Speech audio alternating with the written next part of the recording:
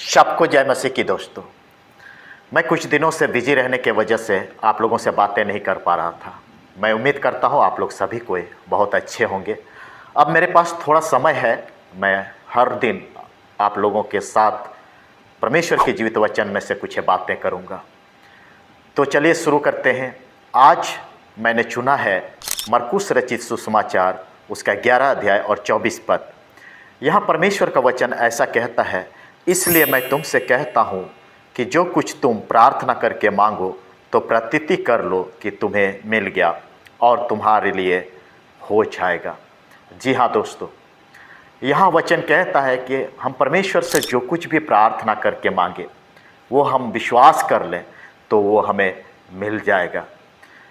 प्रियो, मैं ये बताना चाहता हूँ कि यह वचन जितना सुनने में आसान और सरल लगता है, क्या वाकई में यह प्रैक्टिकली उतना आसान और सरल है? प्रियो, यहाँ पर वचन साफ कहता है कि विश्वास कर लो। मैं आप लोगों को बताना चाहता हूँ कि विश्वास यूं ही नहीं आता है। विश्वास तभी आता है जब हम किसी को बहुत करीब से जानते हैं, और परमेश्वर को आपको जानना पड़ेगा, उसे पहचानना पड़ेगा, उसको समझना पड़ेगा। जब आप परमेश्वर को समझेंगे, उसे पहचानेंगे, उसको जानेंगे, तभी आप उस पर विश्वास कर पाएंगे।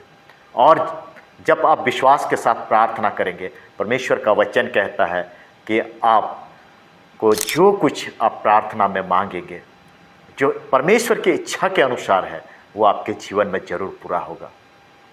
तो प्रियो, सबसे ज़्यादा ज़रूरी है हम परमेश्वर को जानें।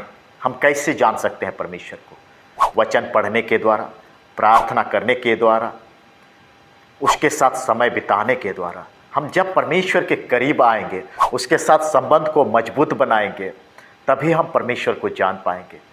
जैसे संसारिक दुनिया में हम किसी से दोस्ती करना चाहते हैं तो हम उसके करीब आते हैं, उसके पसंद नापसंद का हम पता लगाते हैं कि सामने वाले को क्या पसंद है, क्या नहीं पसंद है, फिर उसके अकॉर्डिंग हम ट्रीट करते हैं, उसके अकॉर्डिंग हम व्यवहार करते हैं। ठीक उसी प्रकार से हमें परमेश्वर को जानने की ज़रूरत है, समझने की ज़रूरत है। वचन पढ़ने के द्वारा, प्रार्थना करने के द्वारा, फेलोशिप में आने के द्वारा हम जीवित परमेश्वर की क्या इच्छा है, क्या वो पसंद करता है, वो हमारे जीवन से क्या चाहता है, जब हम इन सारी बातों को जानेंगे तभी हम उस पर विश्वास कर पाएंगे। और जब हम विश्वास के साथ प्रार्थना करेंगे, निश्चय परमेश्वर